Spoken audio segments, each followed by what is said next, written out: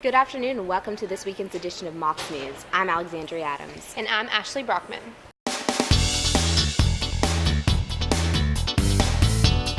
The campus bookstore received numerous complaints this semester from both UTC faculty and students. Accounting professor Joni Somprak, management instructor Cindy White, and theater and speech professor Steve Ray were just a few of the faculty members that raised some complaints. All three of these faculty members claimed to have had repeated trouble with the bookstore. These problems included ordering incorrect textbooks, ordering textbooks late, not enough books for the class, or the complete cancellation of books as well. Many students have also complained about the bookstore's mishaps this semester.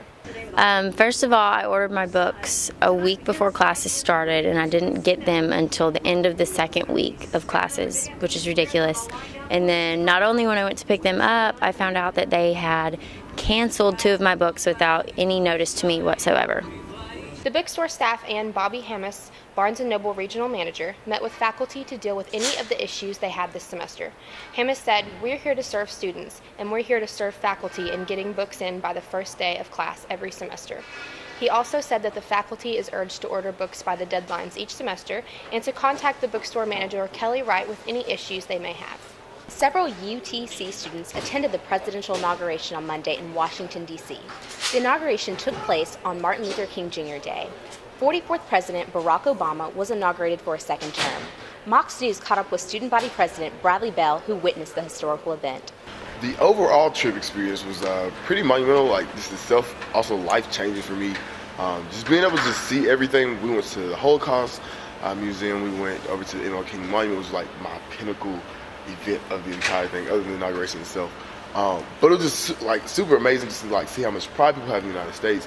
And just be able to see Beyonce, she was there. You know, I finally got to see her in a concert.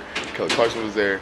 But more importantly, just all the UTC people that came. We really didn't know each other too well, but in a short amount of time, we all got really, really close. One, because we had to keep each other warm, and two, because we were staying with each other. But just is a great feel overall, and I know I enjoyed it, and so does a lot of other people. So.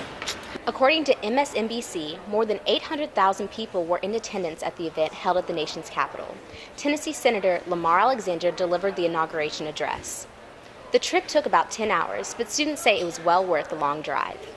It's that time of year again when it's cold outside and your nose begins to run. Carol Oglesby gave us some updates on the flu affecting UTC. Here's Andy with the report. This is Andy Jungles reporting with Mocs News.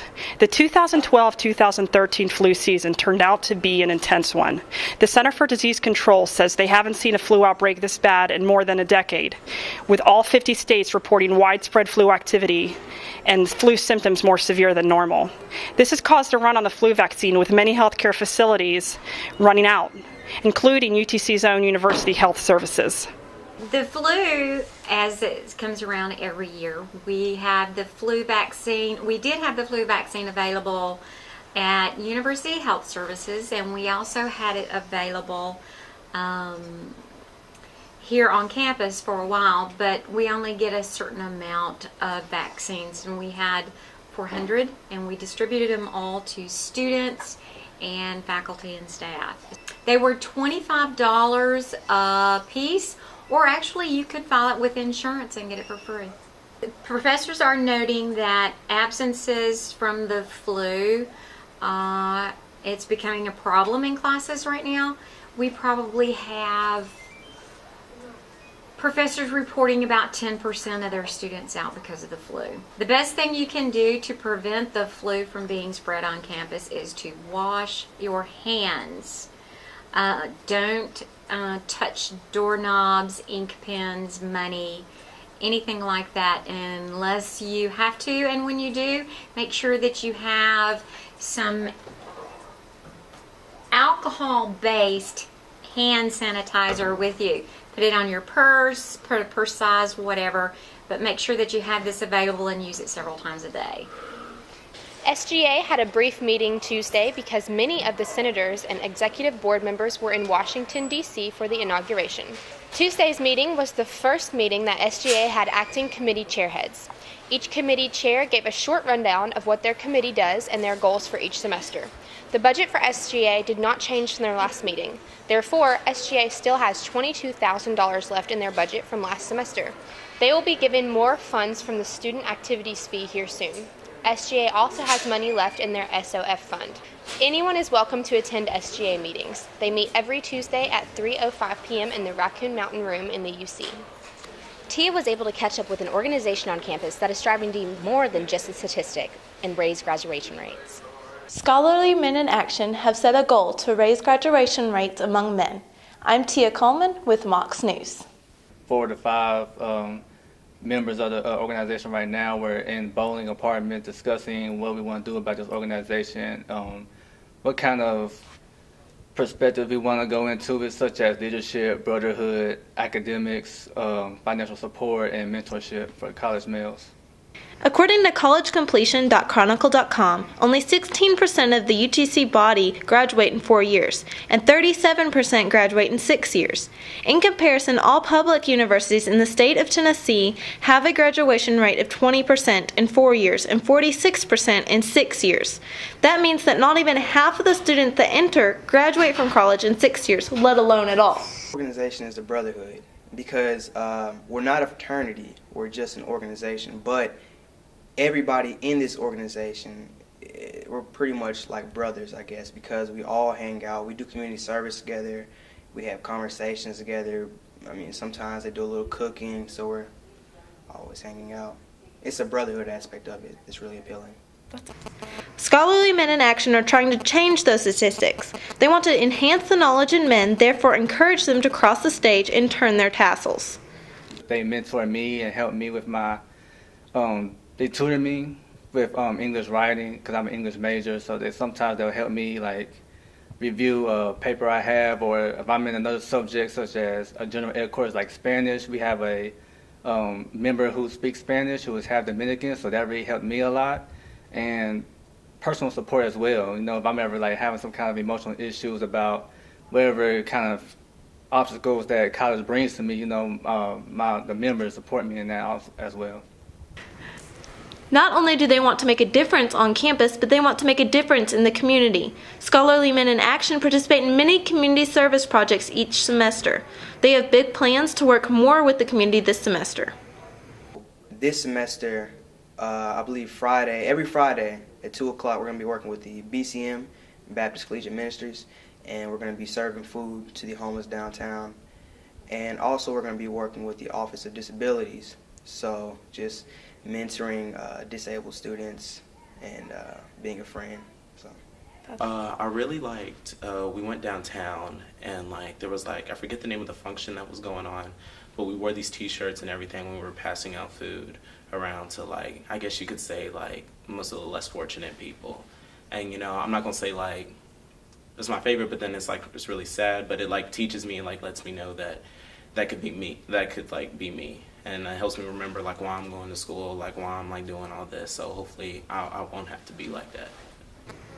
Each week, this group of men meet on campus to discuss how they are doing and encourage each other to stay in school and to continue following their dreams. If anybody is interested in becoming, joining Scholarly Men in Action, I mean, we're more than welcome. We are a diverse-oriented organization, and we open to all different types of minorities, whether that be race or religion, and whatever major, whatever. We just accept everybody, and we will welcome anybody who's willing to join. These men meet every Sunday at 3 p.m. in the Ocoee room on the 3rd floor of the UC. The Mockingbird is known for its ability to mimic songs, and that goes no different for UTC student a cappella group, the Mockingbirds. The Mockingbirds were formed by student Sydney Toney. The group currently has about 10 members. When I first got to college, the only thing I was doing was choir, and that's not really, I mean, I like choir, but I really like to sing like covers, like pop songs and stuff like that. So when I heard about the a cappella group, I was jumped on it because I love to sing. Oh, well, basically I joined the group because back in high school I did a lot of like a cappella stuff. Like I was in a jazz quartet, and also I was also in the big choir that we did back in high school, and I just enjoy singing. I've been doing it for a really long time, and so, you know, came to UTC and was really excited to find out about this a cappella group, so I joined. I loved choir in high school, and it was really, really intense. And so it just kind of made me really fall in love with it and like singing, like the technicalities of singing. And so I guess like I just wanted to be a part of that again here in college, and I just thought that maybe something different, like an a cappella group that sang like mainstream music. Members cover popular songs from mainstream artists like Taylor Swift and Adele. Basically, I guess all genres. We did like a slow, like Michael Bublé song, so like slow jazz and like pop and R&B. Okay. Well, we like cover mainstream music, so it's like, I don't know, we sing, like, we're working on a Taylor Swift song right now, and that's really fun. We are all a bunch of like different individuals, and we all come together, and we all sound really great, and it's really fun, and we have a lot of fun when we're at practices and stuff. The Mockingbirds' next performance will be at the annual Greek show later this spring. Basketball is in high swing now, and Jake Chapman has your sports updates today. Hello, I'm Jake Chapman with the Mocs Sports Minute update. The men's basketball team will be on the road the next 2 games as they take on UNC Greensboro this Sunday, January 27th, and then they travel to Georgia Southern to take on the Eagles the following Saturday, the 2nd of February. The men haven't been having the best luck of the season, as they are now 8-12 overall with a 3-4 record in the conference. In the SoCon standings, the men are in 5th in the South Division of the conference, and they are 7th overall. They lost their previous conference game at Elon 85-61, and they look to bounce back this weekend on the road.